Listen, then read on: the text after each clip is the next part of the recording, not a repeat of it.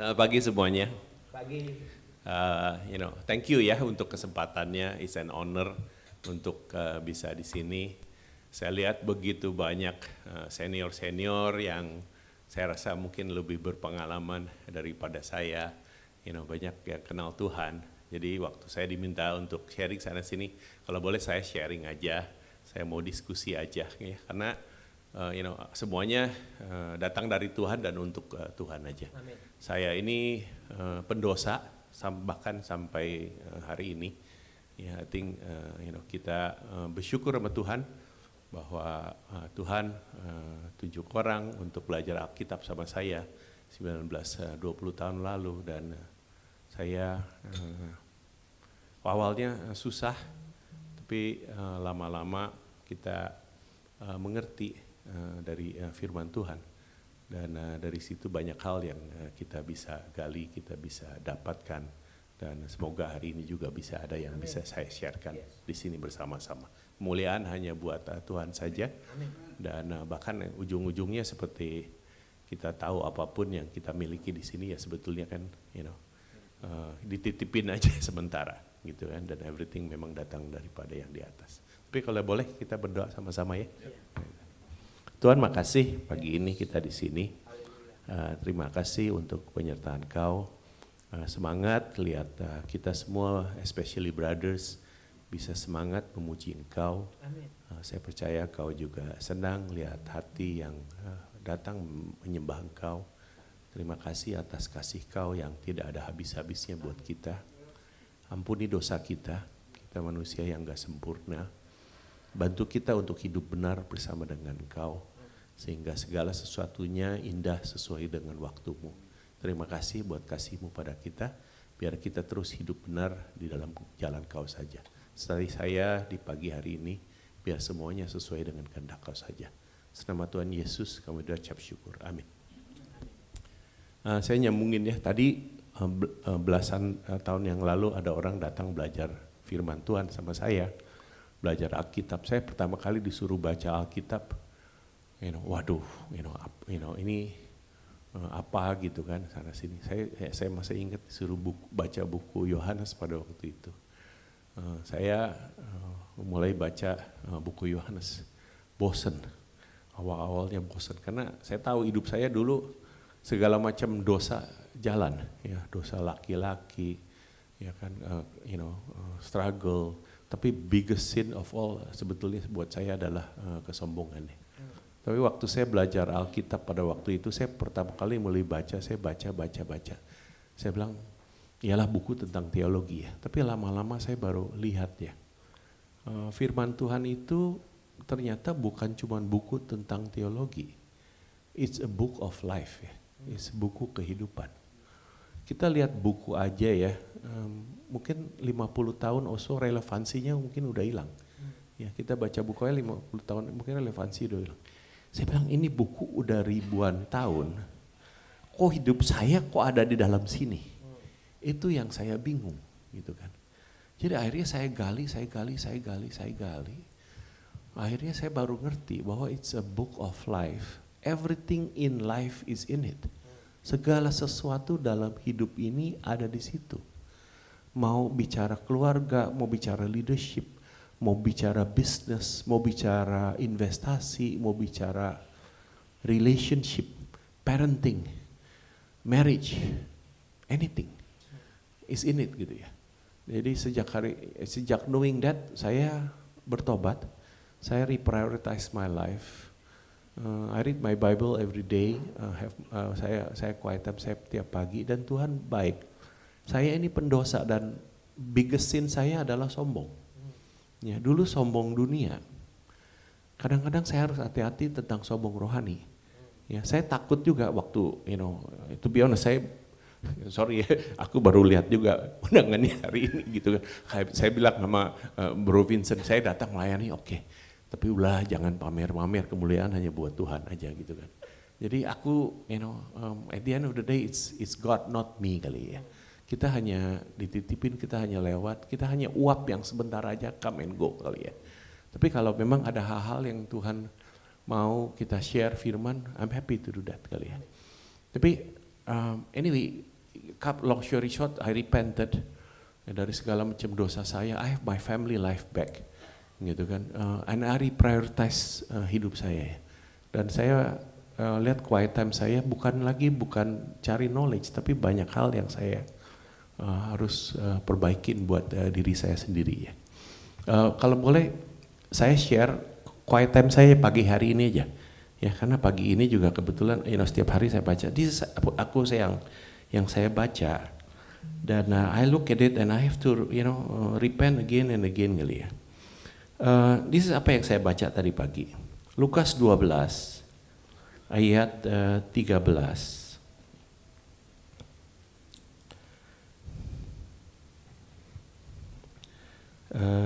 Ada Alkitab semuanya, oke.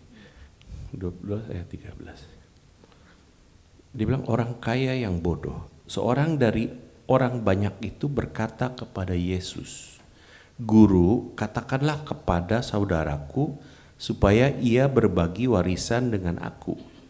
Tetapi Yesus berkata kepadanya, "Saudara, siapakah yang telah mengangkat aku menjadi hakim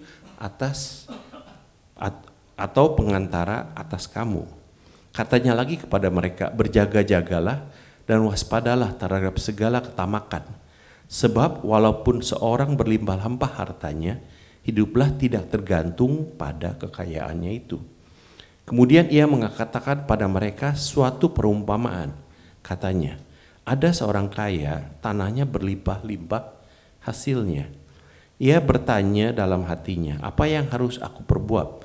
Sebab aku tidak mempunyai tempat di mana aku dapat menyimpan hasil tanahku." Lalu katanya, "Inilah yang akan aku perbuat. Aku akan merombak lubung-lubungku dan aku akan mendirikan yang lebih besar dan aku akan menyimpan di dalamnya segala dandum dan barang-barangku. Sudah itu aku berkata kepada jiwaku, jiwaku ada padamu banyak barang, tertimbun untuk bertahun-tahun lamanya. Beristirahatlah, makanlah, minumlah dan bersenang-senanglah." Tetapi firman Allah kepadanya, "Hai engkau orang bodoh, pada malam ini juga jiwamu akan diambil dari kamu. Dan apa yang telah kau sediakan, untuk siapakah itu nanti?" Demikianlah jadinya dengan orang yang mengumpulkan harta bagi dirinya sendiri, jika ia tidak kaya di hadapan Allah ya. Saya every day kadang-kadang saya lihat firman itu ya. Yang what do I look at myself. Saya lihat pada diri saya sendiri. Yes, saya udah bertobat, saya udah beresin hidup saya udah bantu orang study Bible, banyak orang sana sini. Tapi I look at that ya. Esensinya kan satu, ketamakan, greed. Ya kalau bahasa Inggrisnya greed ya. And I look at myself. Do I still have greed in my life today? And the short answer is yes. Ya, sampai hari ini saya masih ada greed. Dan Tuhan kasih perumpamaan buat itu, buat saya pribadi, I have to repent again of greed. Ya kadang-kadang gimana ya, hal-hal yang duniawi itu is still attractive. Ya dulu ada orang bilang ya bukan soal duit lagi, tapi kadang-kadang ya ada hal-hal tertentu it still attracts me. Ya, I love God, I love God. But there are things, berarti masih ada hal duniawi juga yang attract saya, gitu kan. And I have to be very careful with my heart, jangan saya salah prioritas. Ya, karena salah prioritas, Tuhan kasih parable itu keras lu ya. Parable itu kalau kita lihat keras, I say God, this is this morning. Saya lihat firman itu, I have to, seringkali Tuhan bantu saya untuk bertobat lagi gitu ya. Makanya dia bilang, itu hal-hal yang saya pribadi dan saya teringat sama ayat ya, saya teringat jadi ayat ini. Saya share ayatnya ya boleh ya. Saya teringat ayat ini,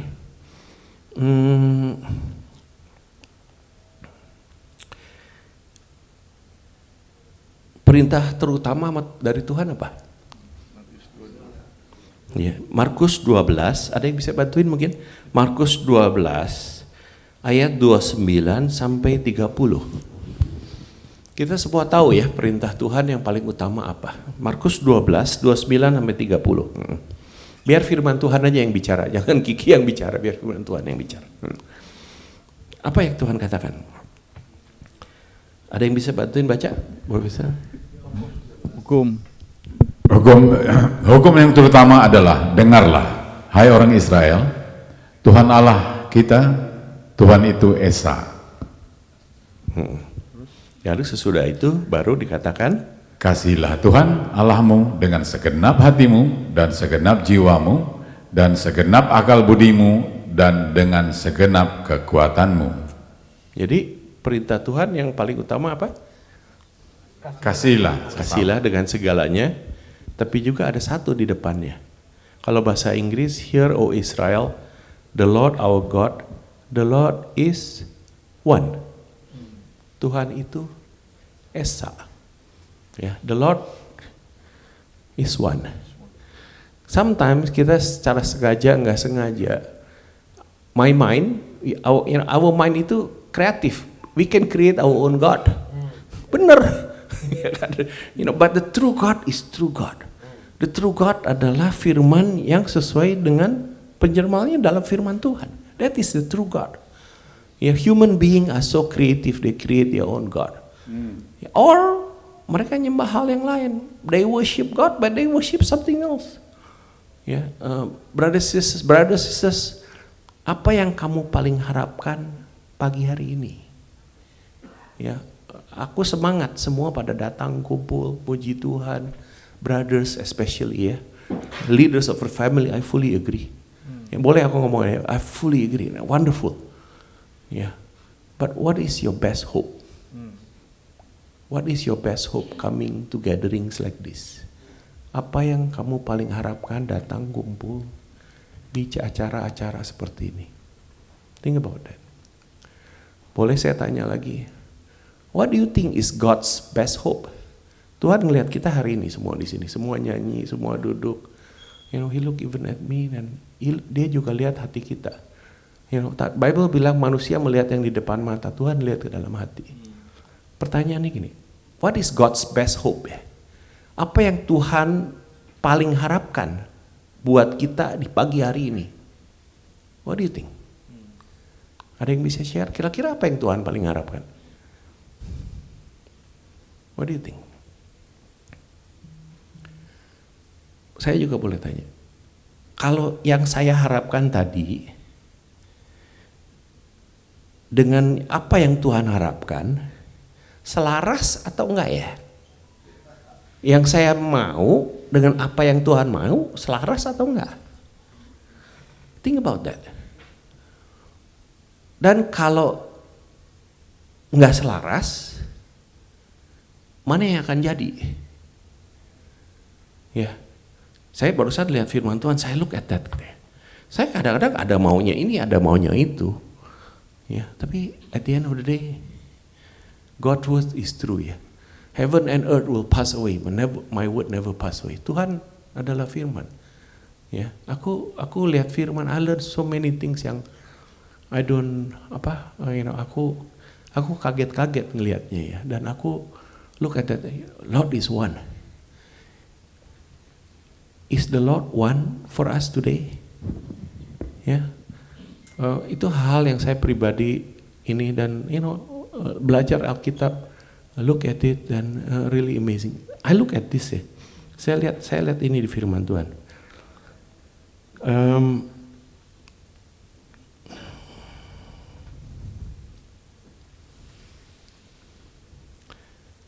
1 Timotius,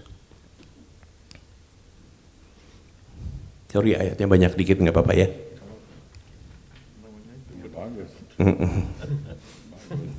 Thank you. Kita mau dengar ayat. Sorry, 2 Timotius 3 ayat 16.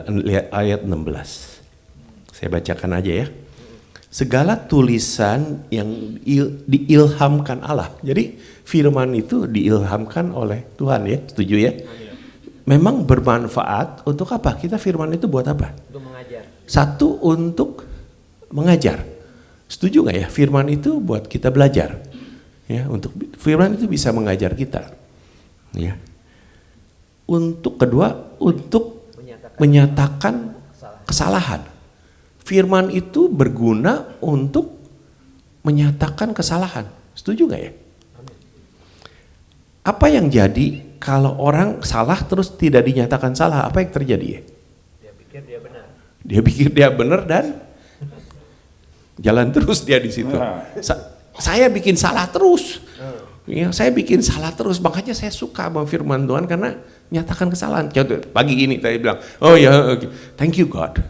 Gitu kan, saya dilempengin lagi. Saya itu nggak lurus, saya itu begini, gitu kan. Tapi saya harus ngikutin firman Tuhan. Jadi kadang-kadang belok kanan dikit, balik lagi, belok kiri dikit, balik lagi, gitu kan. Jadi Tuhan itu harus firman itu, Tuhan itu menyatakan kesalahan kita. Amin. Karena Dia sayang sama kita. Amin. Ya, brothers, sisters, kalau boleh saya tanya, kapan terakhir kali Tuhan menyatakan kesalahanmu? Ya, kapan terakhir kali? Itu penting. Ya, amin, amin, amin, amin, amin, amin. Itu. Lalu sesudah itu ada lagi selain menyatakan kesalahan, untuk memperbaiki kelakuan. Firman itu bilang gunanya untuk memperbaiki kelakuan. Ya, kelakuan saya harus diperbaiki terus sama Tuhan ini. Saya orang sombong ini ampun gitu kan. Ini hati ini liciknya luar biasa gitu kan. Kalau nggak dijagain firman Tuhan aja masih begini-begini. Itu hati saya. Ya saya nggak tahu hati yang lain gimana. Tapi hati saya sih gitu. Lebih licik dari segala sesuatu. Ya, dan gak ada obatnya. Dijagain firman Tuhan tuh, dipantekin firman Tuhan ya, lurus. Tapi sebentar sehari udah mau begini lagi, gitu. And that's me and my heart, deceitful above all things. Ya, jadi saya butuh firman Tuhan untuk memperbaiki kelakuannya. Setuju nggak ya? Amin. Setuju Pak. Ini firman Tuhan. Setuju. Ya, jadi apa yang terjadi kalau orang kelakuannya tidak diperbaiki? Apa ya? Benar. Ya, I mess up my life big time. Ya, kalau Markus 7, kalian buka Markus 7, 21 itu daftar dosa. Rinci, Markus 7, 21 sampai 23, kalian bisa baca sendiri. Itu daftar dosa rinci. Saya lengkap every single one of them. Ya. Dengan penjual bulan, penjinahan, gak setia sama istri, you name it, ketamakan, keserakahan, that's me. Tapi dosa-dosa yang fisikal lebih gampang ditinggalin. Dosa-dosa hati yang susah diberesin. Pikiran jahat itu dosa. Ya, saya kadang-kadang ada. Tapi yang biggest struggle, the biggest dragon of my life yang saya harus fight, kesombongan. Ya, dulu kesombongan duniawi, yang hati-hati bahaya kesombongan rohani juga ya. Waduh, lu tahu ayatnya, lu sana sini kan, waduh, problem. That's a problem of my life. Bantu doa saya supaya saya terus bisa jaga hati, karena disitulah terpancar kehidupannya. Terakhir, dan untuk mendidik orang dalam kebenaran. Jadi juga firman katakan untuk mendidik orang dalam kebenaran. Brothers, sisters, apa yang terjadi kalau orang tidak dididik dalam kebenaran? Ya. Tapi saya firman Tuhan tuh bagus ya. Tadi ada mengajar ya. Terus sekarang ada mendidik ya. Dia very spesifik loh. Bedanya apa ya mengajar dan mendidik? Ada mengajar, ada mendidik. Beda loh. Mengajar sama mendidik bedanya apa? Kalau mengajar dikasih teorinya, caranya gini, contohnya gini, bagaimana caranya berenang? Beginilah caranya berenang, gitu kan? Tangan begini, napas begitu. Diajarin, orangnya udah bisa berenang belum? Belum. Kalau mendidik gimana? Terjunin pelan-pelan, diajarin sedikit-sedikit, jalan seperti itu. Continuously. Ya, continuously dan di-train. Kalau bahasa Inggrisnya training in righteousness. Ya, jadi firman Tuhan itu bukan hanya untuk teori, tapi lebih penting lagi dijalanin, dipraktekin. Waktu kita ngejalanin, pasti ada yang nggak bisa dulu. Ya, lalu belajar lagi. Oh begini, solusinya di mana? Di Bible lagi, ya di Bible lagi. Jadi saya itu harus dibimbing untuk mengerti firman Tuhan dan dididik untuk ngejalanin. Karena ngejalaninnya nggak gampang, tapi dididik. Jadi firman Tuhan itu berguna untuk mengajar dan mendidik, ya beautiful ya. Kalau orang bisa jalanin ini semua, gitu kan, saya percaya hidupnya akan berubah, ya otomatis akan bertobat, otomatis dia akan, bukan berarti akan sempurna, tapi akan lebih baik lagi. Itu hal yang saya lihat ya. Terakhir aja saya mau kasih lihat ayat. Aku kaget lihat ayat ini waktu aku belajar Alkitab. Mungkin pasti semua udah tahu ya. Matius 28 ayat 18 sampai 20. Tahu ya? I think ini ayat yang semua orang tahu.